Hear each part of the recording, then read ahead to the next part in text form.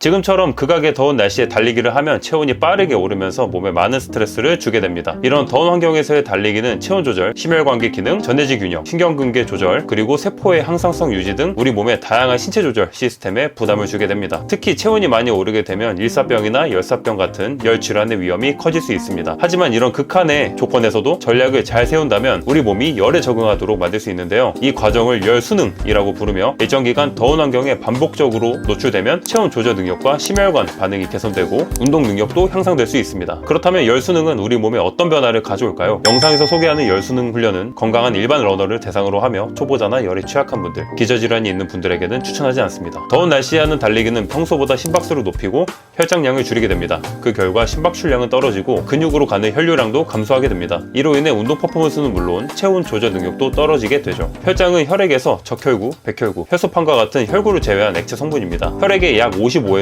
60%를 차지하고 있으며 혈장의 90%는 물로 구성되어 있고 그 외엔 알부민, 전해질, 포도당, 노폐물, 호르몬 등이 녹아 있습니다. 달리기를 하는데 혈장량이 줄어들면 상대적으로 혈액 농축이 심해져 점도가 높아지고 그로 인해 심장이 더 많은 에너지를 써야 하며 근육으로의 산소 공급도 줄어들게 됩니다. 그런데 아이러니하게도 더운 환경에 반복적으로 달리기를 하면 우리 몸은 이 환경에 적응하여 혈장량을 증가시키는 적응 반응을 보이게 됩니다. 실제로 이 연구들에 따르면 열 수능의 핵심 초기 반응 중 하나가 바로 혈장량 증가이며 이는 심박수 감소, 심박출량 증가, 체온 조절 개선으로 이어진다고 보고하고 있습니다. 더운 환경에서 진행하는 훈련은 힘들지만 장기적으로는 훨씬 더 효율적인 몸으로 바뀌게 되는 과정인 셈이죠. 열 수능으로 인해 혈장량이 증가하게 되면 땀의 전해질 농도가 변하게 됩니다. 혈관 내 수분 함량이 높아지게 되어 땀으로 인해 배출되는 나트륨의 수치가 낮아지는데 이로 인해 전해질의 항상성이 유지되어 탈수를 방지하고 근경련의 위험을 감소시키는 효과를 가져옵니다. 그리고 평소보다 땀을 빨리 흘리기 시작하고 땀의 양도 증가하게 되는데 이는 체온이 일정 수준에 도달하기 전에 열을 식히는 반응이 강화되는 현상입니다. 이 덕분에 체온이 과하게 오르기 전에 땀을 배출함으로써 심장 부담을 줄이고 중추신경계에 가해지는 피로로 인한 퍼포먼스 저하를 효과적으로 방어할 수 있게 됩니다. 혈장량 증가로 땀 분비가 일어나더라도 땀샘에서의 나트륨 재흡수 능력이 향상되기 때문에 땀의 염분 농도는 낮아지고 이는 전해질 균형 유지와 탈수 방지에 효과적입니다. 더운 환경에 반복적으로 노출되면 뇌 안에 있는 시상하부에서 체온 민감도를 바꾸게 됩니다. 그 결과 뇌는 이 정도 체온은 괜찮다라고 판단하게 되어 체온 상승에 대한 민감도를 조정하고 몸이 덜 당황하게 되어 오랫동안 안정적으로 운동을 지속할 수 있도록 환경을 조성하게 됩니다. 이 두 논문은 모두 위와 같은 변화들이 약 7일에서 14일의 열 노출 반복을 통해 단계적으로 일어난다고 밝히고 있는데 특히 첫 3일에서 5일 사이에 혈장량 증가가 먼저 일어나고 이후 땀 반응, 전해질 변화, 체온 조정 등의 반응이 따라옵니다. 가을엔 날씨가 시원해지면서 체온 조절을 위한 뇌 에너지 소모가 줄어들게 됩니다. 여름 동안 열 수능이 잘 된 러너는 다음과 같은 이점을 갖게 되는데요. 평소에 훈련했던 달리기 강도에서 체온이 보다 안정적으로 유지되고 수분 손실이 적어 근육으로 혈류를 원활히 보낼 수 있으며 더 낮은 심박수로 운동이 가능해집니다. 결과적으로 러닝 이코노미가 개선되고 지구력 향상 효과를 자연스럽게 얻게 되는 것이죠. 여름에 훈련을 잘 진행했다면 가을에 퍼포먼스가 좋아진다는 이유가 이러한 이유 때문이라고 할 수 있습니다. 열 수능 트레이닝에 있어서 가장 중요한 원칙은 열에 서서히 노출하는 것입니다. 갑작스러운 고강도 노출은 오히려 탈진과 부상으로 이어질 수 있습니다. 그렇기 때문에 트레이닝 시간대를 잘 설정하는 것이 중요한데요. 낮 12시에서 3시는 피하고 햇빛이 약해지는 해질 무렵이나